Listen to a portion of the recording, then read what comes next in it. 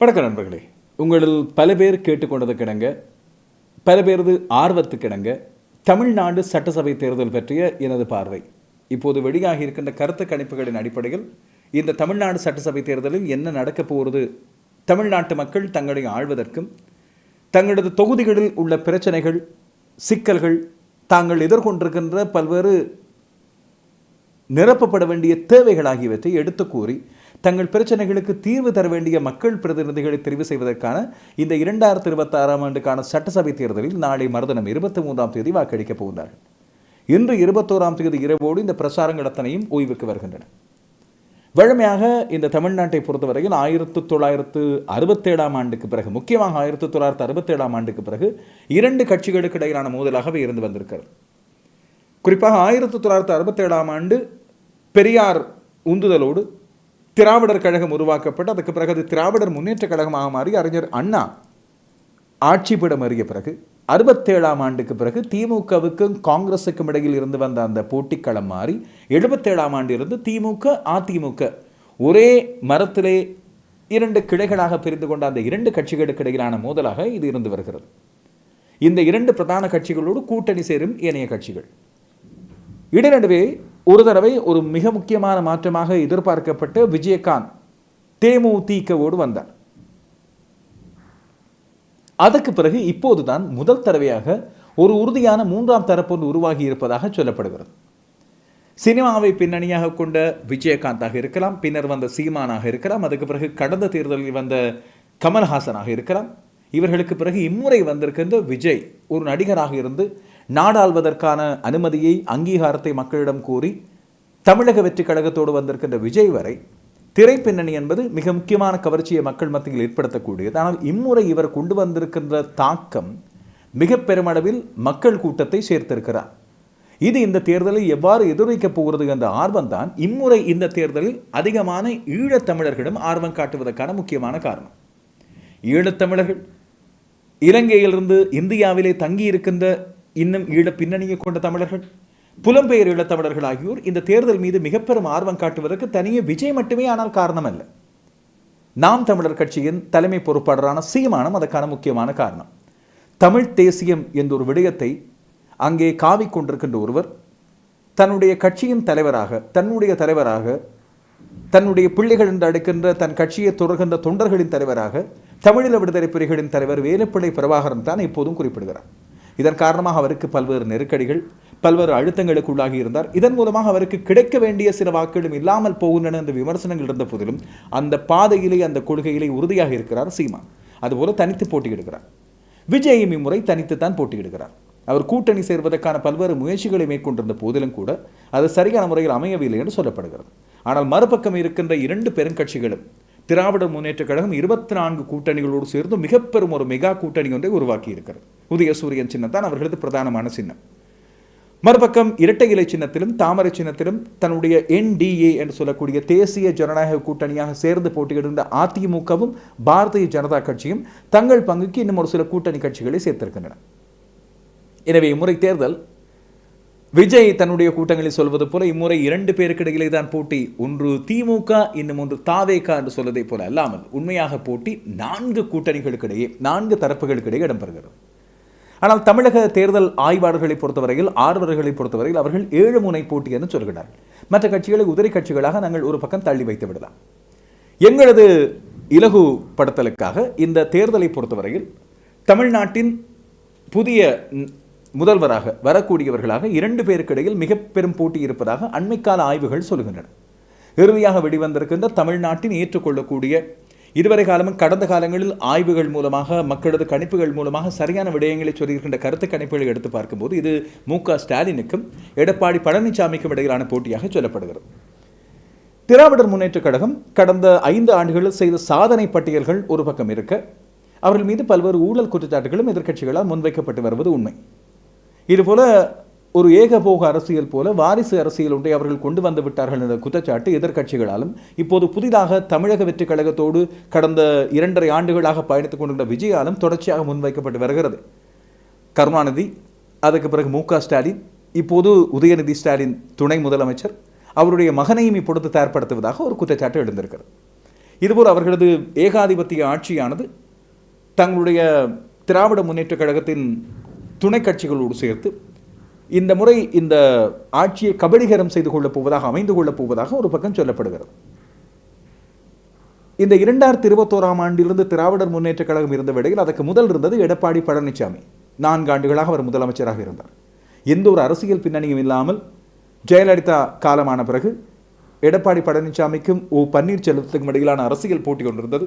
அதிமுகவே கிட்டத்தட்ட 2 துண்டுகளாக மாறியிருந்த நிலையில் அதையெல்லாம் சமாளித்து ஒன்றுபடுத்தி எல்லோரையும் ஆச்சரியப்படுத்தும் விதமாக அவரது ஆட்சி காலம் அமைந்திருந்தது.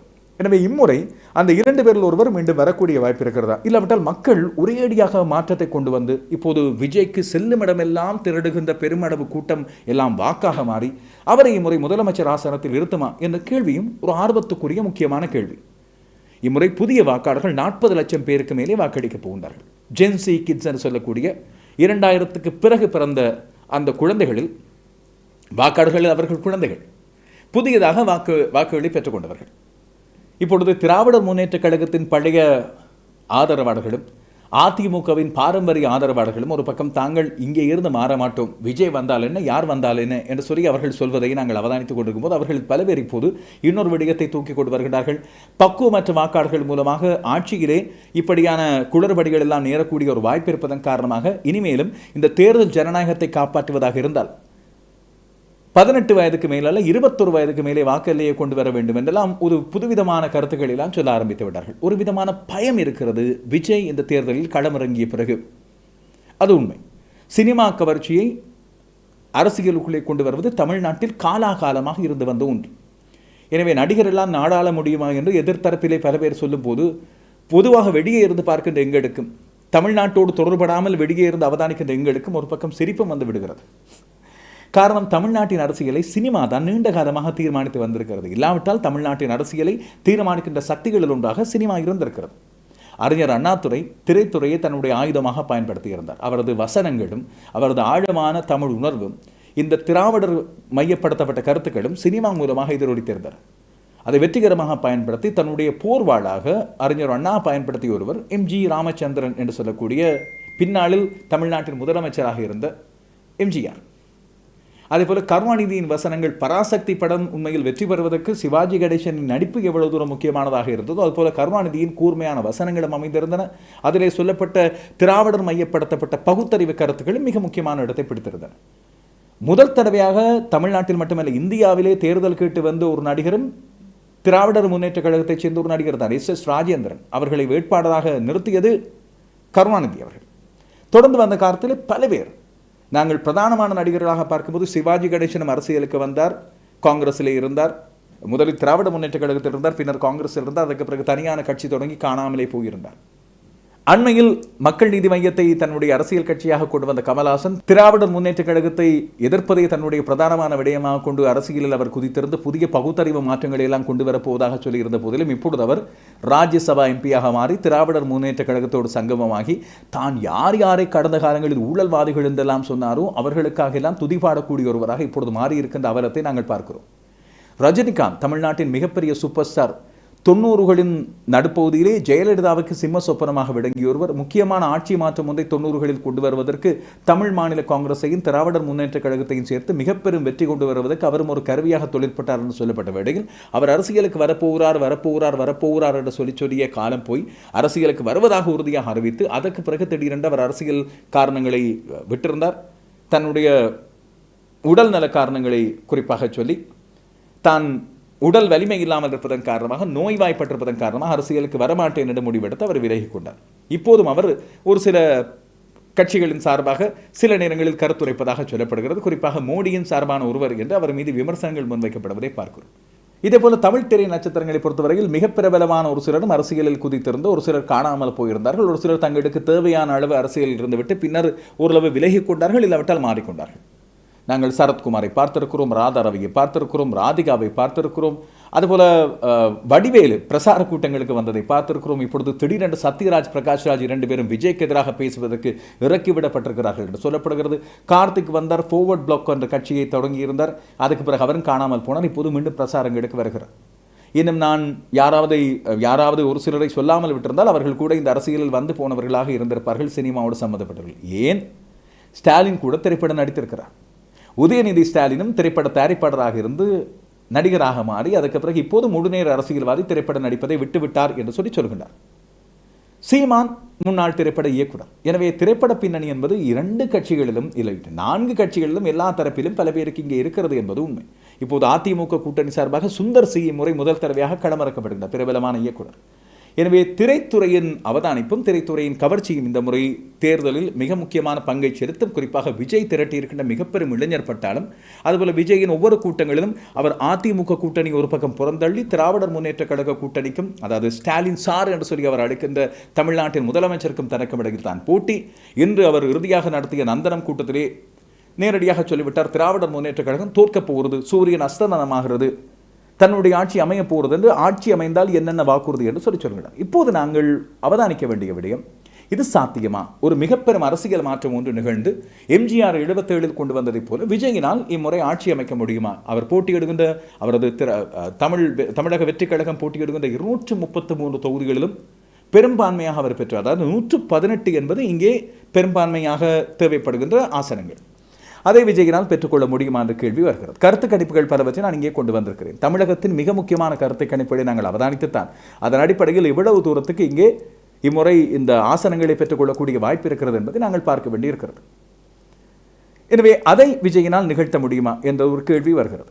கடந்த காலங்களில் இடம்பெற்ற தேர்தல்களின் அடிப்படையில் நாங்கள் அவதானித்து பார்த்தால், கடந்த காலங்களில் 2 கட்சிகளுக்கு இடையில் தான் பிரதானமான போட்டி இருந்தது. சீமான் படிப்படியாக வளர்ந்து வருகிறார் என்று சொல்லக்கூடிய விதத்தில் கடந்த முறை அவர் 8% வாக்குகளை பெற்றுக் கொண்டிருக்கிறார், 35 லட்சம் வாக்குகள். இதை அதிகரிக்கக்கூடிய வாய்ப்பு இம்முறை இருப்பதாக இங்கே சொல்லப்படுகிறது. இறுதியாக வருகின்ற இந்த கருத்து கணிப்புகளை அவதானித்து நாங்கள் ஒரு சில முக்கியமான விடயங்களை சொல்லுவதில் முதலில் நாங்கள் கடந்த 2021ஆம் ஆண்டு இறுதியாக இடம்பெற்ற தேர்தலில் பெறப்பட்ட வாக்குகள், அதுபோல பெறப்பட்ட ஆசனங்கள் ஆகியவற்றை எத்தனை தொகுதிகள் வெல்லப்பட்டன என்பதை பார்ப்பது மிக முக்கியமான ஒன்றாக அமைந்திருக்கிறது. 2021 தேர்தலை நாங்கள் இங்கே எடுத்து பார்த்தோம் என்று சொன்னால், தமிழகத்தில் உள்ள 234 தொகுதிகளுக்கு இடம்பெற்ற இந்த தேர்தல்களின் அடிப்படையில் 234 தொகுதிகளில் NDA என்று சொல்லக்கூடிய பாரதிய ஜனதாவும் அதிமுக கட்சியும் சேர்ந்து பெற்றுக்கொண்ட மொத்த ஆசனங்களாக 75 ஆசனங்கள் இருந்தன. SPA என்று சொல்லக்கூடிய சமூக மாற்றத்துக்கான கூட்டணி, திராவிடர் முன்னேற்ற கழகத்தின் தலைமையிலான கூட்டணி 159 ஆசனங்களை வென்றுகிறது, மிகப்பெரும் பெரும்பான்மை. அவர்களுக்கு 67.9% ஆசனங்கள் தொகுதிகள் வெல்லப்பட்டிருந்தன. இதன் அடிப்படையில் அவர்களுக்கு மிக பிரம்மாண்டமான வெற்றி கிடைத்திருக்கிறது. நீங்கள் இந்த வரைபடத்தை பார்த்தால் உங்களுக்கு தெரியும், இங்கே தென் தமிழகம், வட தமிழகம் என்ற தனித்தனியான பிரிவுகள் இல்லாமல் பிரதானமான அத்தனை இடங்களிலும் சிவப்பு நிறத்திலே மிக முக்கியமான வெற்றிகளை இங்கே பெற்றுக்கொண்டு 2021ஆம் ஆண்டு தன்னுடைய வெற்றியை பதிவு செய்து கொண்டிருந்தது திராவிடர் முன்னேற்ற கழகத்தின் கூட்டணி. இதுதான் 2021இல் பெறப்பட்ட ஒரு விடயம். இந்த முறை தேர்தலை பொறுத்தவரையில் வருகின்ற ஏப்ரல் 23 இந்த தேர்தல் இடம்பெற போகிறது. மே 4ஆம் தேதி வாக்கெடுப்பு முடிவுகள் முற்றாக வெளியாகும். எனவே அதன் அடிப்படையில் மே 4ஆம் தேதி எங்களுக்கு 234 தொகுதிகளிலும் யார் வென்றிருப்பார்கள் என்பதை ஆர்வத்தோடு அறிந்து கொள்ளக்கூடியதாக இருக்கு. நாங்கள் ஆர்வத்தோடு காத்திருக்கக்கூடியதாக இருக்கு. இப்போது இடம்பெற போகின்ற இந்த தேர்தலுக்கான வேட்புமனு தாக்கல் கடந்த மார்ச் மாதம் 30 முதல் ஏப்ரல் மாதம் 6ஆம் தேதி வரை இடம்பெற்றது. அதுக்கு பிறகு இப்போது இந்த தேர்தலானது வேட்புமனு பரிசீலனையும் 7ஆம் தேதி முடிந்த பிறகு பின்வாங்கிக் கொள்ள, இல்லாவிட்டால் வாபஸ் வாங்க இறுதி தேதியாக 9ஆம் தேதி அறிவிக்கப்பட்டு பிரசாரங்கள் அறிவிக்கப்பட்டு இப்பொழுது 21ஆம் தேதி இன்றைய நாளோடு பிரசாரங்கள் முடிவடைந்து 23ஆம் தேதி வாக்கெடுப்பு நாளை மறுதினம். இம்முறை 5.73 கோடிக்கும் அதிகமான வாக்காளர்கள் வாக்களிக்கப் போகின்றார்கள். இதிலே திமுக தலைமையிலான மதச்சார்பற்ற முற்போக்கு கூட்டணியும் அதிமுக தலைமையிலான NDAயும் பிரதானமான 2 போட்டியாளர்கள் என்று சொன்னாலும், தமிழக வெற்றிக் கழகம் இம்முறை பிரதானமான புதிய வாக்காளர்கள், நான் சொன்னது போல 40 வயதுக்கு குறைவாக இருக்கின்ற கிட்டத்தட்ட 2.25 கோடி வாக்காளர்களின் பெரும்பான்மை வாக்குகளை விஜய் சுவீகரித்துக் கொள்வார் என்பதுதான் கருத்து கணிப்புகள் மூலமாக சொல்லப்படுகிற விடயம். இதுபோல இந்த கருத்து கணிப்புகளை பொறுத்தவரையில் சில இடங்களில் கருத்து திணிப்புகளாக இருப்பதாக சொல்லப்படுகிறது. இது தங்களுக்கு தேவையான சில அரசியல் கட்சிகளுக்காக ஆதாயம் தேடுகின்ற விதமாக ஒரு சில தமிழக தொலைக்காட்சிகளாக இருக்கலாம், தமிழக ஊடக நிறுவனங்கள், சமூக ஊடக நிறுவனங்கள் ஆகிய மக்கள் மத்தியில் ஒரு பிம்பம் ஒன்றை கட்டமைக்க முனைந்து கொண்டிருப்பதை நாங்கள் அண்மைய நாட்களாக பார்க்கிறோம். எனக்கும் தமிழ்நாட்டுக்கும் இடையில் நேரடியான எந்த தொடர்பும் இல்லை என்ற காரணத்தால் நான் 21ஆம் தேதி தேர்தல் பிரசாரம் முடியும் வரை அவதானித்திருந்து அதுக்கு பிறகு இந்த விடயங்களை இங்கே கொண்டு வரலாம் என்று யோசித்தேன். என்னுடைய பார்வை அவ்வளவுதான். அதுபோல இதுவரை கிடைத்திருக்கின்ற இந்த கருத்து கணிப்புகள் போன்ற விடயங்களை அவதானமாக வைத்து தான் நாங்கள் ஒரு சில விடயங்களை பேச முடியும். காரணம், எங்களுக்கு நேரடியாக தமிழ்நாட்டின் அரசியலை நாங்கள் அவதானித்து இப்படியான விடயங்களை சொல்வது எங்களுக்கு ஒரு பக்கம் சாத்தியப்பாடற்றது. நான் அடிக்கடி சொல்வது போல இது அங்கே தமிழ்நாட்டு மக்கள் தங்களை ஆழ்வதற்கு தேவையானவர்கள், தங்களுக்கு பொருத்தமானவர்களை தெரிவு செய்யக்கூடிய முக்கியமானவர்களை அவர்கள் தெரிவு செய்கின்ற தேர்தல். எனவே இதிலே நாங்கள் எங்களது அன்பை காட்டலாம், எங்களது ஆதரவு ஒரு சிலருக்கு இவ்வாறு இருக்கும், ஒரு சிலருக்கு எங்களுடைய எதிர்ப்புகள் இருக்கும். இவர்கள் தமிழ்நாட்டை ஆள்வதற்கு பொருத்தமானவர்களா பொருத்தம் இல்லையா என்பதை தாண்டி எங்களுக்கு இல்லாவிட்டால் ஈழத்தமிழர்களுக்கு இவர்கள் செய்த துரோகங்கள் என்று சொல்லக்கூடிய விடயங்கள் எங்களை புறக்கணித்துக் கொண்டார்கள், எங்களுக்கு தர வேண்டிய தார்மீக ஆதரவை தரவில்லை என்ற கோபத்தை நாங்கள் வெளிப்படுத்தலாம். மற்றும்படி இறுதி முடிவு எடுக்க வேண்டிய அந்த முழுமையான பொறுப்பும் அதற்கான உண்மையான தகுதியும் தமிழ்நாட்டு மக்களுக்கு தான் இருக்கிறது. இங்கே இருந்து கொண்டு நாங்கள் ஆலோசனை கூட வழங்க முடியாது. நீங்கள் இப்படி வாக்களியுங்கள், இவர்களுக்கு வாக்களியுங்கள் என்று ஆலோசனை சொல்லக்கூடிய தகுதியற்றவர்கள் நாங்கள். காரணம், எங்களை ஆள்பவர்களை பொருத்தமான முறையில் எங்களுக்கு தெரிவு செய்ய முடியாமல் போனது. எங்களை பிரதிநிதித்துவம் செய்யக்கூடியவர்களை சரியான முறையில் நாங்கள் பல நேரங்களில் பிரதிநிதித்துவம் செய்ய உருப்படியானவர்களை தெரிவு செய்வதில்லை. எனவே அப்படி இருக்கும்போது எங்களுக்கு என்ன தகுதி இருக்கிறது தமிழ்நாட்டை ஆள்வதற்கு பொருத்தமானவர்களை தெரிவு செய்ய என்ற கேள்வியை நான் இங்கே கேட்க வேண்டியிருக்கிறது. இப்போது நாங்கள் இதுவரைக்கும் வெளியாகி இருக்கின்ற சில பிரதானமான கருத்து கணிப்புகளை அவதானிப்போம். தமிழ்நாட்டின் முதலமைச்சர்களாக இதுவரை காலமும் இருந்தவர்களை நாங்கள் அவதானித்து பார்த்தால் பல்வேறு ஆச்சரியங்களை நாங்கள் பார்க்கக்கூடியதாக இருக்கும். அதுபோல பெரிய அளவில் அதிர்ச்சி அடைய வேண்டிய தேவையும் இங்கே இருக்காது. காரணம், எப்போதுமே தமிழகத்தை திரையுலகோடும் கலை உலகோடும் ஆண்டவர்கள் தான் ஆண்டிருக்கிறார்கள் கடந்த காலங்களில் என்பது எங்களுக்கு மிக தெளிவாக தெரிகின்ற ஒரு விடயம். அறிஞர் அண்ணா 1967 அவர் தேர்தலில் வெற்றி பெற்றிருந்தாலும் அவரால் ஒரு சொற்ப காலமே ஆள முடிந்திருந்தது. அதுக்கு பிறகு இடைக்கால முதல்வராக நெடுஞ்செழியன் அவர்கள் இருந்திருந்தார், நாவலர் நெடுஞ்செழியன். அதுக்கு பிறகு கலைஞர் கருணாநிதியின் ஆட்சி ஆரம்பிக்கிறது. அண்ணா விட்ட இடத்தை அவர் 69ஆம் ஆண்டிலிருந்து 71ஆம் ஆண்டு வரை தொடர்ந்திருந்தார். 71 76 வரை மீண்டும் மிக பெரும்பான்மையோடு வெற்றி பெற்றிருந்தார். அப்போது 234 தொகுதிகளில் 183 தொகுதிகளை வெற்றி பெற்றிருந்தார் திராவிடர் முன்னேற்ற கழகத்தின் தலைவராக கருணாநிதி. அதுதான் அவர் பெற்றுக்கொண்ட மிக பிரம்மாண்டமான வெற்றி.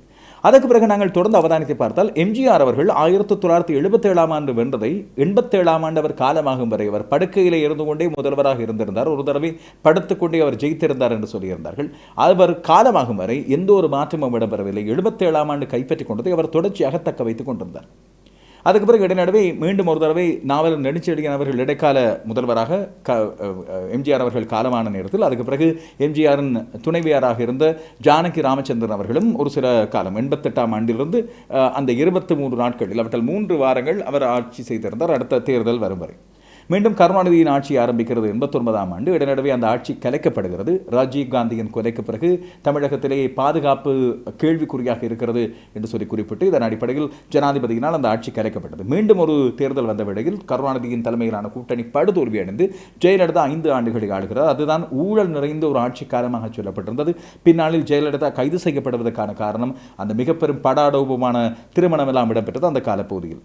மீண்டும் 96 முதல் 2001 வரை கருணாநிதி அவர்களது திராவிடர் முன்னேற்ற கழகத்தின் ஆட்சி இடம்பெறுகிறது. அதைத் தொடர்ந்து ஜெயலலிதாவின் ஆட்சி 2001 இடம்பெறும் நிலையில் ஜெயலலிதா கைது செய்யப்பட்டு சிறை அடைக்கப்படும் போது ஊழல் குற்றங்களுக்காக பன்னீர்செல்வம் அவர்கள் இடைக்கால முதலமைச்சராக தமிழ்நாட்டிலே பதவியேற்றுக் கொள்கிறார்.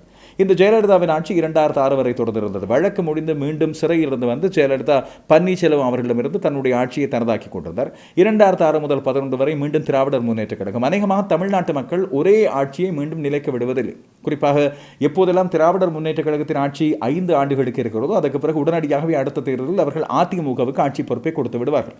ஆனால் அதிமுகவை பொறுத்தவரையில் ஜெயலலிதா அம்மையாரின் ஆட்சியானது 2011 ஆரம்பித்து இது 2016 வரை தொடர்ச்சியாக விட்டு தொடர்ந்திருந்தது. மீண்டும் இடைநடுவே டான்சி நில வழக்கிலே ஜெயலலிதா சிறையடைக்கப்பட்ட வேளையில் பன்னீர்செல்வம் இடைக்கால முதலமைச்சராக இருந்திருந்தார்.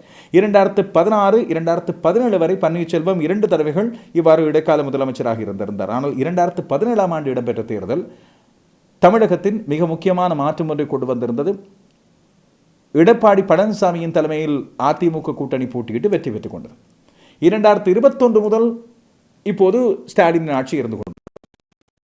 திராவிடர் முன்னேற்ற கழகம் இம்முறை மிகப்பெரிய நம்பிக்கை இருக்கிறது. தாங்கள் இதுவரை காலம் மக்களுக்கு வழங்கிய பல்வேறு தேவைகள் போன்ற விடயங்கள், தேவைகள் நிறைவேற்றியது போன்ற விடயங்கள் காரணமாக தங்களை எதிர்த்து நிற்கக்கூடிய வல்லமை எதிர்க்கட்சிகளுக்கு இல்லை. எடப்பாடி பழனிசாமியிடம் ஒரு கரிஸ்மா என்று சொல்லக்கூடிய ஆளுமை தோற்றம் கிடையாது.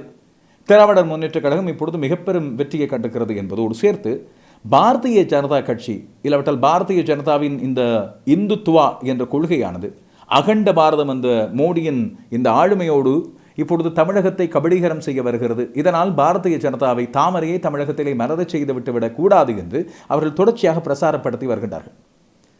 இம்முறை ராகுல் காந்தியின் தலைமையிலான காங்கிரசின் துணையையும் மீண்டும் ஒரு தடவை திராவிட முன்னேற்ற கழகம் தனதாக்கி கொண்டிருக்கிறது. மதச்சார்பற்ற கூட்டணி என்று அவர்கள் குறிப்பிட்டிருந்தாலும் காங்கிரஸில் பல பேருக்கு உடன்பாடு கிடையாது திராவிடர் முன்னேற்ற கழகத்தோடு சேர்ந்து போட்டியிட என்று சொல்லப்படுகிறது. மறுபக்கம் பாரதிய ஜனதா கட்சியின் அண்ணாமலை ஓரம் கட்டப்பட்டிருக்கிறார் என்று சொல்லப்படுகிறது. இப்படியான குழப்பங்கள் அங்கே இருந்து கொண்டிருக்க விஜய் மிக பெரும் வாக்கு பிரிப்பில் ஈடுபடுகிறார் என்று சொல்லப்படுகிறது. விஜய் நேரடியாக ஸ்டாலினின் ஆட்சியை இல்லாமல் செய்ய வேண்டும், திராவிடர் முன்னேற்ற கழகம் தன்னுடைய அரசியல் எதிரி, பாரதிய ஜனதா தன்னுடைய கொள்கை எதிரி என்று உரைக்கு உரை சொல்லிக் கொண்டிருக்கிறார். இப்படி இருக்கும்போது வாக்காளர்களது மனம் மாறி இருக்கிறதா? நாம் தமிழர் கட்சி எங்கே இருக்கிறது? இந்த கேள்வி ஒரு முக்கியமான கேள்வி. பாருங்கள், இலங்கையிலே உள்ளவர்கள் மிக பெரும் ஆர்வத்தோடு இந்த தேர்தலை நோக்குவதற்கு இரண்டு முக்கியமான சக்திகள் காரணம். ஒருவர் விஜய், இன்னொருவர் சீமான். விஜய் நடிப்பின் மூலமாக இலங்கையில் ஏராளமான ரசிகரை ஈர்த்திருக்கின்றவர், தளபதி என்று சொல்லி அவருக்காக உருகுகின்ற பல பேர் இங்கே இருக்கிறார்கள். சீமானை பொறுத்தவரையில் தமிழ் தேசியம் என்ற விடயத்துக்காகவும் ஈழத்தமிழ் மக்களின் நாயகனாக கருதப்படுகிற தலைவராக கொண்டாடப்படுகிற மேதகு பிரபாகரன் அவர்களை இன்னும் தன்னுடைய தலைவராக அவர் கொண்டாடுகின்ற விதம் காரணமாகவும் இங்கே சீமானுக்கும் ஏராளமான ரசிகர்கள் இல்லாவிட்டால் அவரது ஆதரவாளர்கள் இங்கே இருக்கிறார்கள் தமிழ் தேசியம் என்ற விடயத்துக்காக. சீமான் மீது கடந்த காலங்களில் பல்வேறு கேரிகள் இருந்தன, அதுபோல இன்னும் குற்றச்சாட்டுகளும் இருக்கின்றன. திரள் நிதி என்ற ஒரு விடயத்தை அவர்கள் சுட்டிக்காட்டுகிறார்கள். விஜய் மீது தனிப்பட்ட பல்வேறு குற்றச்சாட்டுகள் ஒரு பக்கம் இருக்கின்றன. திராவிடர் முன்னேற்ற கழகத்தையும் அதிமுகவையும் இலங்கை தமிழர் ஈழத்தமிழர் நம்புவதில்லை என்று சொல்லப்படுகிறது. குறிப்பாக கடந்த காலங்களில் ஜெயலலிதாவின் விடுதலை புலிகள் மீதான காழ்ப்பு, எதிர்ப்பு, அதுபோல ஈழத்தமிழர் போராட்டத்துக்கு அவர் இந்த ஒரு ஆதரவையும் தெரிவிக்காத ஒருவராக, அவர்களுக்கு தன்னுடைய எதிரி குணத்தை வெளிப்படுத்திய ஒருவராக இருந்திருந்தார் என்று சொல்லப்படுகிறது. ஆனால் திராவிட முன்னேற்ற கழகம் எங்களுக்கு செய்தது துரோகம் என்பது ஈழத்தமிழ் மக்களின் மனதில் மறக்காத ஒரு விடயம். இறுதிக்கட்ட ஈழப்போர் நடந்த வேளையில் உண்ணாவிரதம் என்ற ஒரு போரின் நடிப்பொன்றை கருணாநிதி மேற்கொண்டிருந்தார். மத்திய அரசோடு அப்போது பேசி இந்த போரை நிறுத்தி இருக்கக்கூடிய வாய்ப்பு அவருக்கு இருந்தது. அந்த வேளையில் இவர்கள் எல்லாம் எங்களுக்கு செய்த துரோகம் என்ற விடயத்தை மன்னிக்க மாட்டார்கள் ஈழத்தமிழ் மக்கள் என்று தொடர்ச்சியாக சொல்லப்படுகிறது. எம்ஜிஆர் எங்களுக்கு ஏராளமான உதவிகளை செய்திருந்தார். அந்த காலத்தில் எம்ஜிஆரை இங்கே வீடுகளிலே வைத்து பூசை செய்து கொண்டாடக்கூடிய அளவுக்கு ஈழத்தமிழ் மக்கள் நன்றி உணர்வு இருந்தார்கள். கருணாநிதி அப்படி இருக்கவில்லை என்ற வெறுப்புணர்வு இங்கே இருக்கிறது. எனவே சீமான் மற்றும் விஜய் ஆகியோர் தான் இங்கே ஈழத்தமிழ் மக்கள் மனதில் நின்று நிலைக்கக்கூடியவர்களாக இருக்கின்றார்கள். ஆனால் நான் அடிக்கடி சொல்கிற விடயம் தான், அவர்களுக்கு சொல்கிற விடயம், ஒரு ஈழத்தமிழனாக நான் பார்க்கின்ற விடயம், தமிழ்நாட்டு தேர்தல் மீது எங்களுக்கு ஆர்வம் இருக்கிறது, அந்த மக்கள் மீது அன்பு இருக்கிறது, அங்கே போட்டியிடுகின்றவர் மீது அன்பும் அபிமானமும் எங்களுக்கு இருக்கலாம். ஆனால் அங்கே வாக்குகளை தீர்மானிக்கின்றவர்களாக நாங்கள் இங்கே இருந்து ஆலோசனைகளை வழங்கக்கூடாது. அப்படிங்கும்போது யாழ்ப்பாணத்திலே சீமானுக்கு ஆதரவு தெரிவித்து பல்வேறு கட் அவுட்டுகள் போன்றவற்றை நாங்கள் பார்க்கிறோம். நேற்று யாழ்ப்பாணம் நல்லூரிலே அவருக்கான மிகப்பெரும் ஒரு கட் அவுட் ஒன்று உருவாக்கப்பட்டிருந்தது. இளைஞர்களால் அவருக்கு ஆதரவு தெரிவித்து சீமான் நாம் தமிழர் கட்சியின் தலைமை ஒருங்கிணைப்பாளர் காரைக்குடியிலே இம்முறை தேர்தலில் போட்டியிட்டு வெல்ல வேண்டும் என்ற வாழ்த்துக்கள் தெரிவிக்கப்பட்டு அந்த பேனர் ஒன்று காண்பிக்கப்பட்டிருந்தது. இன்று யாழ்ப்பாணத்தின் மற்றொரு முக்கியமான சந்தியான திருநெல்வேலி சந்தியிலே சீமானின் எழுச்சிமிகு பாடல்கள் ஒலிபரப்பப்பட்டதோடு அங்கேயும் அந்த நாளில் கட் அவுட்டுகள் இங்கே காணப்படுகின்றன. அங்கே ஒரு சில இடங்களில் மட்டுமல்ல, மிக பெரும் கட் அவுட்டுகள் பல இடங்களில் காண்பிக்கப்பட்டிருப்பதாக சொல்லப்படுகிறது. அதுபோல சமூக வலைத்தளம் எங்கும் விஜய் மற்றும் சீமான் ஆகியோருக்கான பிரசாரங்கள் இங்கே இடம்பெற்று வருகின்றன. இந்த முறை இந்த தேர்தலை பொறுத்தவரையில் முக்கியமான இந்த வேட்பாளர்கள், குறிப்பாக தமிழ்நாட்டின் முதலமைச்சர் வேட்பாளர்களாக வரக்கூடிய 4 முக்கியமான வேட்பாளர்களும் போட்டியிடுகிற இடங்கள் பற்றி நாங்கள் தெரிந்து கொள்வது மிக முக்கியமானது.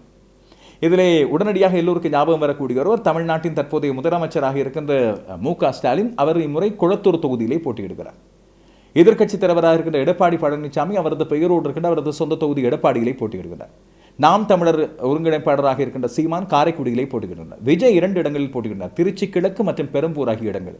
விஜய் இந்த 2 தொகுதிகளிலும் வென்றால் என்ன நடக்கும்? இந்த கேள்வி தமிழ்நாட்டு தேர்தல் பற்றி அறியாத ஒரு சிலருக்காக இருக்கின்ற ஒரு முக்கியமான கேள்வி. விஜய் அந்த 2 தொகுதிகளிலும் வெற்றி பெற்றால் ஒரு தொகுதியில் இருந்து அவர் பதவியை விலக வேண்டும், அங்கே மீண்டும் இடைத்தேர்தல் இடம்பெறும். இவ்வாறு ஏன் போட்டியிடுகிறார்கள் என்று சொன்னால், கடந்த காலங்களில் 4 தொகுதியில் போட்டியிடும் நடைமுறை இருந்தது. பிறகு அது இப்பொழுது 2 தொகுதிகளாக மாற்றப்படுகிறது. ஒன்றில் தோற்றால் மற்றொன்றில் வென்று அதை சமாளித்துக் கொள்ள என்பதால். ஆனால் இது ஜனநாயகத்துக்கு விரோதமானது என்று சுட்டிக்காட்டப்படுகிறது. இப்போதெல்லாம் பெருந்தலைவர்கள் அவ்வாறு போட்டியிடுவதில்லை. எனவே இம்முறை மிக பெரும் போட்டி இருக்கிறது. சென்னை பிராந்தியத்தில் உள்ள 16 முக்கியமான தேர்தல் தொகுதிகளிலும் கடுமையான போட்டி இருக்கும் என்று சொல்லப்படுகிறது. அதிலே முக்கியமான பல வேட்பாளர்கள் 4 கட்சிகளின் முக்கியமான வேட்பாளர்களும் போட்டியிடுகிறார்கள். உதயநிதி ஸ்டாலின் துணை முதல்வர் உட்பட, அதுபோல ஆதவ் அர்ஜுனா மற்றும் டி நகரிலே போட்டியிடுகின்ற புசி ஆனந்த், இப்படியான பல பேர் இங்கே போட்டியிடுகிறார்கள். நம்ம மக்களுக்கு பல பேருக்கு இது சமூக வலைத்தளங்களில் பார்த்து இந்த விடயமெல்லாம் தெரியும். எனவே இப்போது கருத்து கணிப்புகள் என்ன சொல்கின்றன? இது நாங்கள் பார்க்க வேண்டிய அவதானமான விடயம். கடந்த காலங்களில் இந்த கருத்து கணிப்பு மிக முக்கியமான இடம் ஒன்றை பெற்றுக்கொண்டது. மக்கள் மத்தியில் ஒரு பக்கம் தெளிவொன்றை கொண்டு வருவதற்கும், இன்னொரு பக்கம் மக்கள் மத்தியில் குழப்பத்தை கொண்டு வந்து இறுதி நேர வாக்கெடுப்புக்கான இந்த அழுத்தத்தை கொண்டு வருவதற்கு. தமிழ்நாட்டிலே ஒரு சிலர் அவதானிக்கின்ற, அங்கே நாடி பிடித்து பார்க்கக்கூடியதாக இருக்கின்ற சில கருத்து கணிப்புகளை பார்க்கும்போது, ஒன்று இந்த விகடனின் கருத்து கணிப்பு மிக முக்கியமானது. ஆனந்த விகடன் குழுமம் அவர்கள் இம்முறை கூட்டணி வாரியாக பார்க்கும்போது திராவிடர் முன்னேற்ற கழக கூட்டணிக்கு 121 ஆசனங்களும், அதிமுக கூட்டணிக்கு 83 ஆசனங்களும், தமிழக வெற்றிக் கழகத்துக்கு 3 ஆசனங்களும், நாம் தமிழர் கட்சிக்கு எந்த ஒரு ஆசனமும் கிடையாது என்றும் அவர்கள் சொல்கின்றார்கள். இழுபறி நிலையில் 27 ஆசனங்கள் இருப்பதாக சொல்கின்றார்கள். 121 ஆசனங்கள் வரும்போது திராவிடர் முன்னேற்ற கழகம் இலகுவாக மிக பெரும் பெரும்பான்மை பெற்று இந்த ஆட்சியை கைப்பற்றிவிடும் என்று சொல்லப்படுகிறது. இதுபோல ஜூனியர் விகடன் ஒரு மெகா கருத்து கணிப்பு நடத்தியிருந்தது. இதிலே தமிழகத்தில் எந்த கட்சி கூட்டணி வெற்றி பெறும் என்று திராவிடர் முன்னேற்ற கழக கூட்டணிக்கு 36%, அதிமுக கூட்டணிக்கு 33%, தமிழக வெற்றி கழகத்துக்கு 27% தங்கள் ஆதரவை தெரிவித்திருக்கிறார்கள். இணையம் மூலமாக பல்வேறு கருத்து கணிப்புகள் இடம்பெறுகின்றன. அந்த கருத்து கணிப்புகளை பொறுத்தவரையில் எதிர்பார்த்ததை போல இளையவர்கள் பல பேர் ஆர்வத்தோடு வாக்கெடுக்கின்றார்கள். அதில் எத்தனை பேர் தமிழ்நாட்டிலிருந்து வாக்கெடுக்கின்றார்கள் என்று தெரியாது. இலங்கையிலிருந்து கூட வாக்கெடுக்கலாம், வெளிநாடுகளிலிருந்து வாக்கெடுக்கலாம். அவர்களது ஆதரவோடு அமோகமாக தினத்தந்தியின் வாக்களிப்பு அவ்வாறு இணையம் மூலமாக தான் இடம்பெறுகிறது. விஜய்க்கு 60% மேலே வாக்குகள் அங்கே வந்து சேர்ந்திருக்கின்றன. விஜய்க்கு இப்போது இருக்கின்ற நிலை விஜயகாந்த் போல கூடுகின்ற கூட்டமெல்லாம் வாக்குகளாக மாறக்கூடிய வாய்ப்பு இருக்கிறதா? விஜயகாந்த் முதலாவது தேர்தலில் மிக பெரும் வெற்றியை பெற்றிருந்தார். 10% மேலே. அதுபோல விருத்தாச்சலம் தொகுதியில் அவர் வெற்றி பெற்றுக் கொண்டார். அடுத்த தேர்தலில் விருத்தாச்சலத்திலே தோற்றுவிட்டார். விஜய் வெல்லுவார். அதுபோல அவரோடு இப்போது சேர்ந்திருக்கின்ற முன்னாள் அதிமுகவை சேர்ந்த அமைச்சராக இருந்த செங்கோட்டையன் தன்னுடைய கோபிச்செட்டிப்பாளையத்தில் வெல்லுவார் என்று எதிர்பார்க்கப்படுகிறது. விஜயின் இன்னும் ஒரு சில உள்ளே பிரபலமான தங்களுடைய சொந்த தொகுதிகளில் பிரபலமான சில வேட்பாளர்களும் வெற்றி ஈட்டுவார்கள் என்று சொல்லி கருதப்படுகிறது. ஆனால் மற்றவர்களது வெற்றிகளை பற்றி கேள்வி இங்கே இருக்கும் போது மற்றொரு தேர்தல் ஆய்வு மின்னம்பலத்தினால் மேற்கொள்ளப்பட்ட மின்னம்பலம் என்ற இணைய பதிப்பு அவர்கள் சொல்கிறார்கள் 39.94%, கிட்டத்தட்ட 40% வாக்குகளை பெற்றுக்கொண்டு தொகுதிகளை வெற்றி பெற்று திமுக கூட்டணி ஆட்சி அமைக்கும் என்று சராசரி வாக்கு வீதம் இது. அதிமுக கூட்டணிக்கு 35% வாக்குகள். அதுபோல தமிழக வெற்றி கழகத்துக்கு 16.64%, நாம் தமிழர் கட்சிக்கு கடந்த காலத்தை விட இம்முறை கொஞ்சம் வாக்குகள் குறையும் என்று அவர்களுக்கு 7.05% வாக்குகள் கிடைக்கும் என்று சொல்கிறார்கள். ஆசனங்களை பொறுத்தவரையில், தொகுதிகளை பொறுத்தவரையில் திராவிட முன்னேற்ற கழகம் 167 தொகுதிகளையும், அதிமுக 65 தொகுதிகளையும், தமிழக வெற்றி கழகம் ஒரு தொகுதியையும் வெல்லும், நாம் தமிழர் கட்சிக்கு எந்த ஒரு தொகுதியும் கிடைக்காது என்பதுதான் மின்னம்பலத்தின் இந்த கருத்து கணிப்பாக இருக்கிறது. இதேபோல இன்னும் ஒரு கருத்து கணிப்பை நான் நேற்றைய நாளில் பார்த்தேன். இது தமிழக செய்திக்களம் என்று சொல்கின்ற இன்னும் ஒரு தடத்தின் முடிவு. தமிழக செய்திகள் அவர்கள் சொல்கின்றார்கள், மக்களது எதிர்பார்ப்பின் அடிப்படையில் யார் தமிழ்நாட்டுக்கு அடுத்த முதலமைச்சராக வர வேண்டும் என்றால் விஜய் என்று சொல்லி 35% தங்களுடைய கருத்தை வெளிப்படுத்தியிருக்கின்றார்கள். எடப்பாடி பழனிசாமிக்கு 32%, மு.க. ஸ்டாலினுக்கு 25%. அதேபோல இம்முறை வெல்லக்கூடிய ஆசனங்கள் இல்லாவிட்டால் தொகுதிகளின் அடிப்படையில் பார்த்தால் எடப்பாடி பழனிசாமி தலைமையிலான அதிமுக கூட்டணி 135 முதல் 150 ஆசனங்களை வெல்லும் என்றும், அதுபோல திமுக கூட்டணி 80 முதல் 95 ஆசனங்களை வெல்லும் என்றும், தமிழக வெற்றி கழகத்துக்கு 2 தொகுதிகள், நாம் தமிழர் கட்சிக்கு 2 தொகுதிகள் கிடைக்கும் என்று சொல்லப்படுகிறது. இதிலே நாங்கள் பார்க்க வேண்டிய ஒரு முக்கியமான விடயம், இந்த கள ஆய்வுகள் எல்லாம் எத்தனை பேரின் மாதிரிகளை வைத்து எத்தனை பேரிடம் கருத்து கணிப்பு கேட்கப்பட்டு செய்யப்படுகின்றன என்று.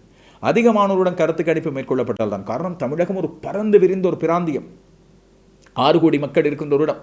எனவே அங்கே 234 தொகுதிகள் 38 மாவட்டங்களுக்கும் சென்று கள ஆய்வு செய்தால் தான் இதற்கான முடிவுகளை பார்க்கலாம். அப்படி திருத்தமான முடிவுகளை பொதுவாக அறிவித்து வருகின்ற NDTV, அது லோக்பால் என்று சொல்கின்ற ஒரு அமைப்போடு சேர்ந்து இந்த ஆய்வுகளை மேற்கொண்ட வேளையில் இது ஏப்ரல் மாதம் 1ஆம் தேதி வெளியான, ஏப்ரல் மாதம் 7ஆம் தேதி வெளியான ஒரு தேர்தல் கணிப்பு முடிவுகளின்படி திராவிட முன்னேற்ற கழகத்துக்கு 181 முதல் 189 தொகுதிகள் கிடைக்கும் என்று அது சொல்கிறது. அதிமுக கூட்டணிக்கு 38 முதல் 42 ஆசனங்கள் தொகுதிகள் கிடைக்கும் என்றும், தமிழக வெற்றி கழகத்துக்கு 8 முதல் 10 ஆசனங்கள் என்றும், நாம் தமிழர் கட்சிக்கு ஆசனமே கிடையாது என்றும் அவர்கள் தெரிவித்திருப்பதை பார்க்கிறோம். இதிலே ஒரு சிலர் இதை வைத்துத்தான் கருத்து திணிப்பாக இது இடம்பெறுகிறது. நாம் தமிழர் கட்சியின் தமிழ் தேசிய கொள்கை அங்கே வேரூன்றி விடக்கூடாது என்பதற்காக வேண்டுமென்றே அதை தள்ளி வைக்கின்றார்கள் என்று ஒரு சிலர். அதுபோல விஜய் திடீரென்று புயலாக இங்கே வருகிறார் என்ற அடிப்படையில் அவர் வெற்றி பெற்றால் ஒரு பக்கம் பாரம்பரிய தமிழ் திராவிடம் பேசுகின்ற கட்சிகளுக்கு ஆபத்தாக மாறிவிடும். ஆனால் விஜய் சொல்கின்றார், திராவிட முருகன் தமிழ் தேசிய முருகன் என்று. நாம் தமிழர் கட்சி திராவிடத்தை தள்ளிவிட்டது, அதை கேள்விக்குறியாக்குகின்ற விவாதம் இடம்பெறுகிறது. நிச்சயமாக பகுத்தறிவோடு நாங்கள் அவதானிக்க வேண்டிய விடயம் அது. காரணம், இத்தனை காலமும் திராவிட கொள்கையோடு ஊறிப்போன கட்சிகள் தங்களுக்கு வசதிக்கேற்றது போல மொழியை தங்களுடைய ஆயுதமாக பயன்படுத்தி இருந்தனர். ஆனால் முதல் தடவையாக அதை கேள்விக்குட்படுத்தி இருக்கிறார் சீமான்.